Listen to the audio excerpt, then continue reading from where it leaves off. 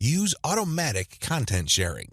Before I get into content sharing automation, I want to highlight one other important reason why you should repurpose your content. If your audience members keep seeing that you talk about the same stuff over and over again, chances are you will lose them. People want to hear new stuff. People want you to explore other related needs of theirs. They don't want you to basically keep recycling the same stuff over and over again. Unfortunately, that's precisely the kind of risk you're running if you simply focus on giving people more of the same successful stuff. You know that a particular content theme works. You know it gets a lot of engagement. You know that it draws a lot of clicks. It's perfectly natural for you to want to keep recycling that same theme. Don't do it. Focus on the very best way to present that theme and stick with it.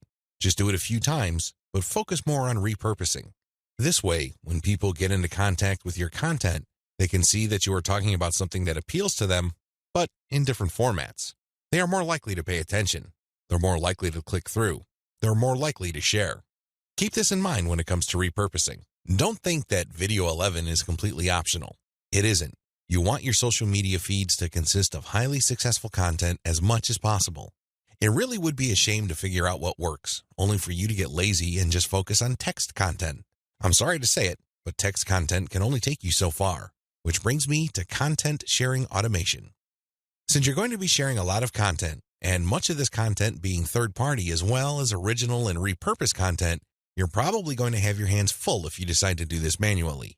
First of all, since you're going to be covering many different platforms and sharing different formats on those platforms, you have a lot of forms to fill out over and over again.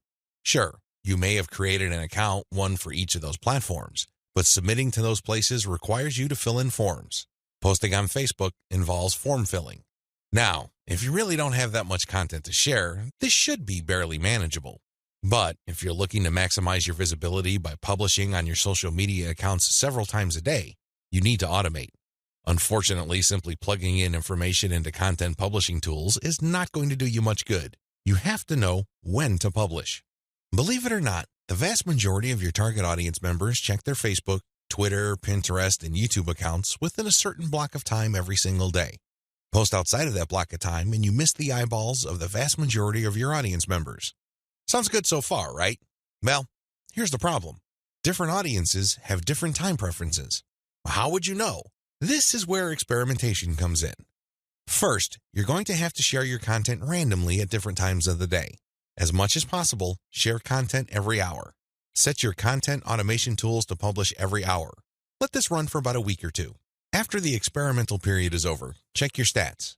Facebook Insights, for example, will tell you when most of your page fans checked out your content. Armed with this information, you should set up your automated software to publish your content in a cluster to fit those optimal times. For example, in the experimental stage, you're publishing one piece of content every hour. That's 24 pieces of content spread out over a full 24 hours. After you checked Facebook Insight, it turned out that 80% of your content views actually take place between 8 a.m. and 5 p.m. You then take those 24 posts and compress them within that 8 a.m. to 5 p.m. window. This is how you publish in clusters. Forget time blocks outside of that time frame. This way, you maximize your chances of the right eyeballs seeing your content. Special notes for Twitter. If you're going to be publishing on Twitter, republish your content many times during the day at the most optimal time frame. Facebook Insight already told you that your content is being viewed within a specific time frame.